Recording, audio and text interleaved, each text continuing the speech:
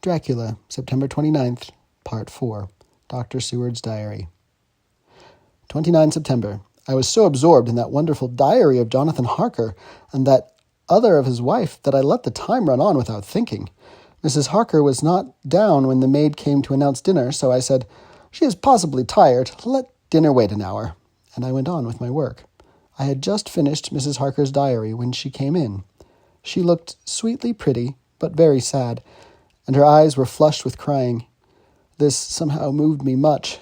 Of late I have had cause for tears, God knows, but the relief of them was denied me, and now the sight of those sweet eyes, brightened with recent tears, went straight to my heart.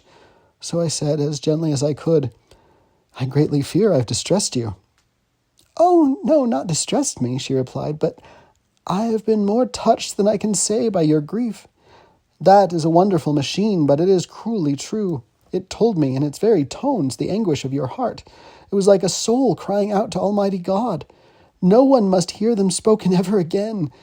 See, I have tried to be useful. I have copied out the words on my typewriter, and none other need now hear your heart beat as I did." "No one need ever know, shall ever know," I said in a low voice. She laid her hand on mine and said very gravely, "Ah, but they must." "Must? But why?" I asked. "Because it is a part of the terrible story, a part of poor dear Lucy's death and all that led to it. Because in the struggle which we have before us to rid the earth of this terrible monster, we must have all the knowledge and all the help which we can get. I think that the cylinders which you gave me contained more than you intended me to know, but I can see that there are in your record many lights to this dark mystery. You will let me help, will you not? I know all up to a certain point, and I see already, though your diary only took me to 7 September, how poor Lucy was beset and how her terrible doom was being wrought out. Jonathan and I have been working day and night since Professor Van Helsing saw us. He is gone to Whitby to get more information, and he will be here tomorrow to help us. We need have no secrets amongst us.